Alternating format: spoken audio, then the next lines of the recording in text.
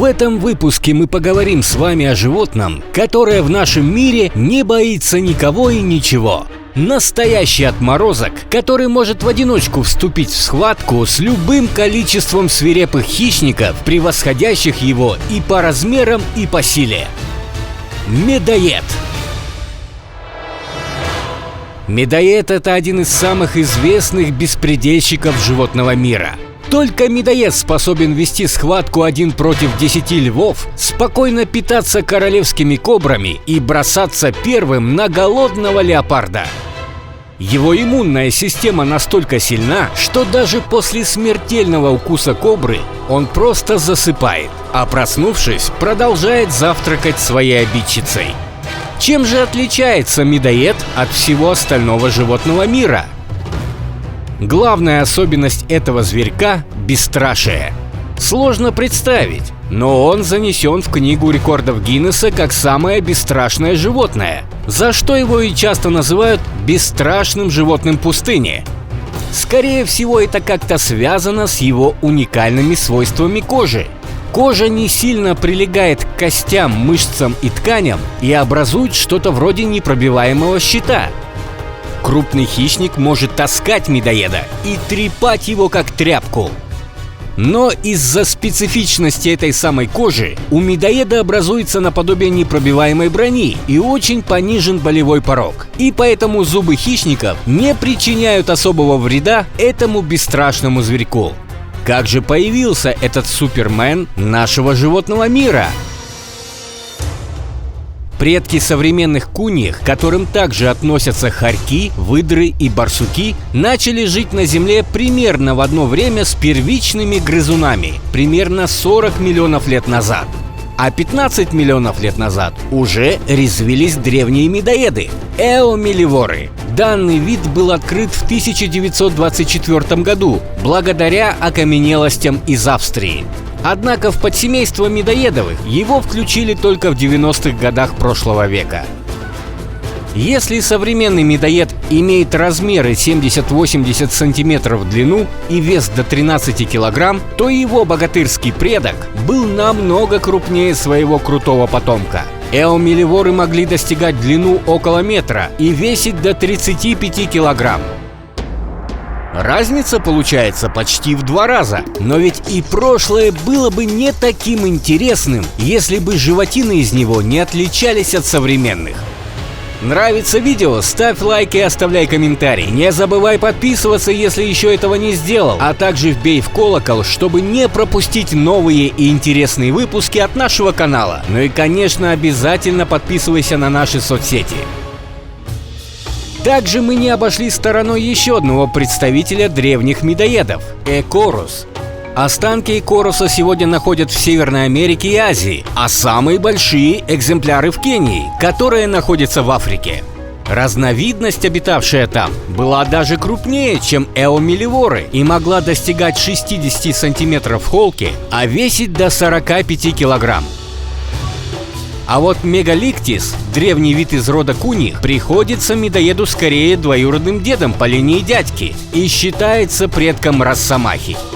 Мегаликтис выглядел точно так же, как знакомый нам по знаменитой франшизе Росомаха. Плотное телосложение, короткие лапы, но только в 2-3 раза больше.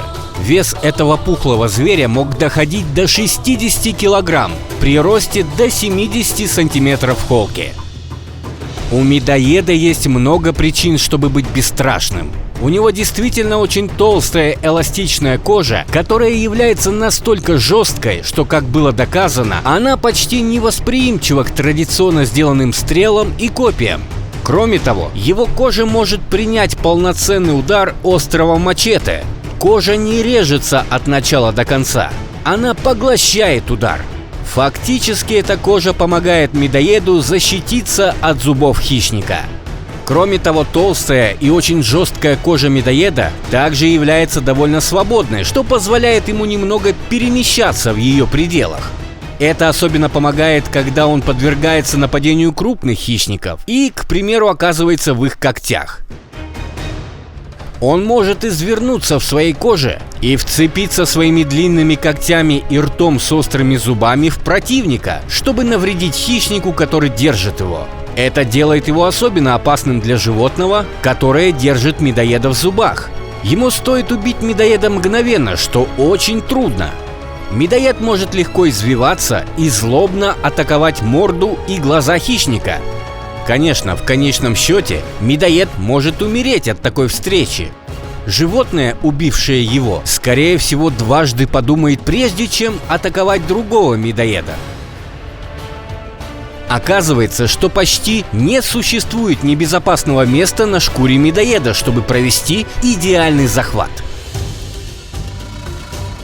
Итак, вот вам несколько интересных фактов об этом удивительном животном, которые вы должны запомнить.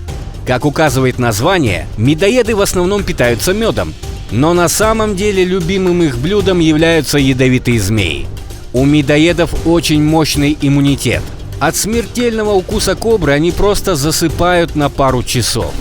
Чтобы развить такой иммунитет, самка заставляет детенышей драться со скорпионами. Скорпионы кусают малышей, и у медоедов начинается выработка иммунитета против ядов. Медоеды проводят ночи в норах, при этом они никогда не ночуют на одном месте 2 раза подряд. Прежде чем вступить в схватку, медоед атакует противника при помощи запаха, почти такого же, как у скунса. Если это не помогает, медоед начинает драться. В засушливый сезон медоеды выкапывают рядом с норами ямы. Со временем эти ямы наполняются водой, превращаясь в водопой для всех желающих. Медоед очень силен. Он может напасть на буйвола и победить его. У медоеда очень прочная шкура. Его не может прорубить даже остро отточенное мачете. Тело медоеда чуть меньше его шкуры. Это позволяет ему, попав в зубы хищника, извернуться и нанести сокрушительный удар. Есть только один способ взять медоеда в руки. Нужно схватить его за загривок и держать на вытянутой руке. Желающих попробовать еще не нашлось. Несмотря на это, численность медоедов невелика и уменьшается с каждым годом.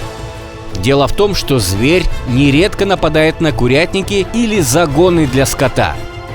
Из-за этого люди приучились ловить его капканами и убивать.